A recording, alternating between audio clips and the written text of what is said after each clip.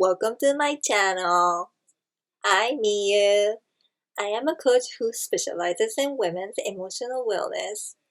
This channel is all about helping you fall in love with yourself and your life so you can wake up in the morning excited and energized, notice the beautiful things that your life offers, and attract what you desire and go to sleep at night happy and peaceful. In each video, I answer one question I receive from people and occasionally share some content that I think might be helpful.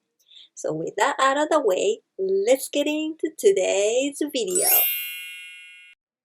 Okay, so today I wanted to share 5 steps to find your true self. But before I dive in, I wanted to talk about what finding your true self means and why is it important. So finding your true self means understanding your own emotions, desire, needs, ability, values, philosophy of life, and what matters to you. And if you don't know any of that, you will have a hard time figuring out what you want to do with your life. Nowadays, we live in a world where everybody is pretend to be perfect, attractive, and happy online. We have so much media and social media that our daily lives constantly involved thinking about what we should look like, what our life should look like, and even who we should be. We as a human being are typically social human animals, so it's natural for us to want to fit in, to be liked, and to be accepted by others. And those people can be your parents, partner, friends, co-workers, or even complete strangers. But this often results in us struggling to be our true selves. We focus too much on seeking acceptance and approval from others that we even forget who we really are at our core. I have some clients who used to be completely disconnected from their true selves. They adopted their personality so much that when I asked them to describe themselves for the first time, they went blank. They struggle to even tell me what they like to do and what they like about themselves. They had problems speaking the truth. They had low self-esteem. They lived their lives by other people's standards and expectations. They had a hard time making decisions. It was hard for them to say no, and they believed everything people said about them.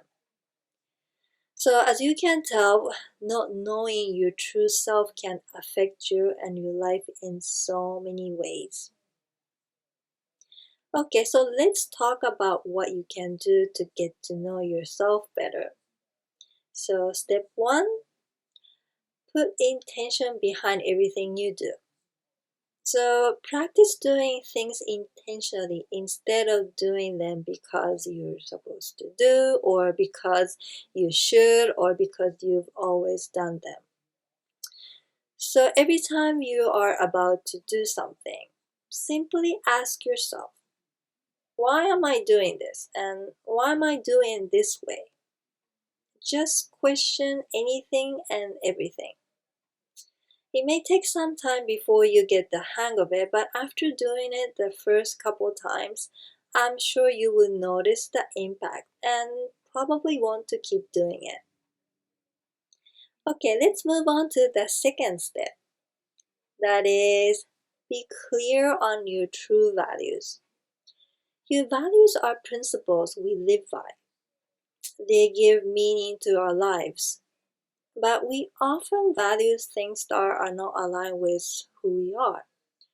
So one exercise you can do to find out your true values is first write down 10 things that you value.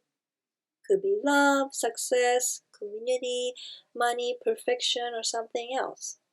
And then go over one by one and think if they are really what you value. And why doing that?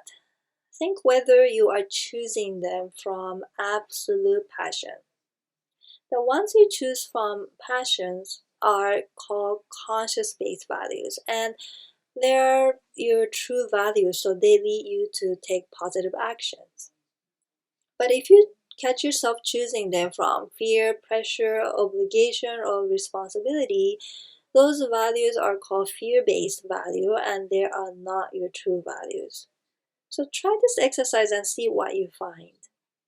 Once you find your true values, you will get a clear idea of what to do with your life and a real direction to be on a meaningful path. Okay, so the next step you can take is challenge the stories you tell yourself. So every time you're coming up with your own explanations or conclusions for things that you're not 100% sure about, pay attention to what you tell yourself in your head. For instance, if your friend doesn't respond to your text even though you see her posting a picture on Instagram, how would you react? If you start rumbling about all the negative reasons, oh, she must be upset with me, or did I do something wrong, instead of going straight to ask her if she's okay. Maybe there is something going on in her life that you don't know about. This is a good chance for you to explore your self-talk and the stories you tell yourself. We call them stories because they are entirely fictional. They could be based on past experiences that taught you something about how people behave. If you have been betrayed, you tend to get stuck thinking it applies to every situation in life. But you know that's not the case all the time. So analyzing the way you react under these circumstances can help you notice the patterns and know what's true and what's fictional.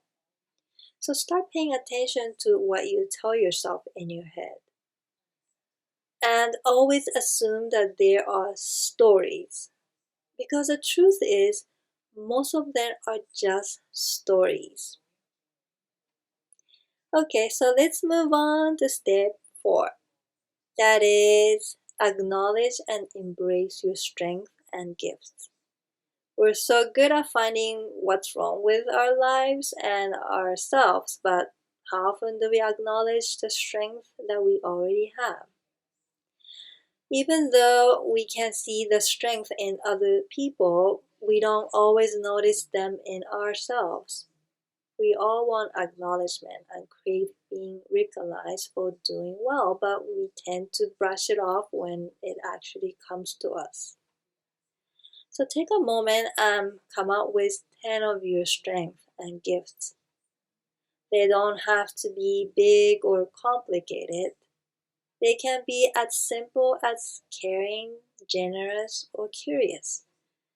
If you have a hard time doing it, Google examples of strengths. You will find hundreds of examples of personal and professional strength. And when you're done, acknowledge them as a special gift that you were born with. Once you start focusing on the strength and gifts, I'm sure you will notice the shifts. And soon you will be able to see the good in challenging situations and find joy in everything you do. Okay, so the last but not least step is know that you can grow and change. Finding your true self doesn't mean you have to stay in a box and be so sure of what you are that you will never change. Absolutely everything that happens around you from big to small can impact you enough to change you. Don't limit yourself to a set of adjectives that describe you right now and call it a day. Self-discovery is a lifelong journey that never stops, so check in with yourself from time to time and make sure your action is aligned with who you are, what you believe, and what you desire in that moment. So that's it. I hope you find this video helpful. If you want to ask me any questions about emotional wellness, self-love, self-care, anything like that, you can find the form in the description below. And if you enjoyed this video, please hit the like button and subscribe to the channel. Thank you for watching. Bye.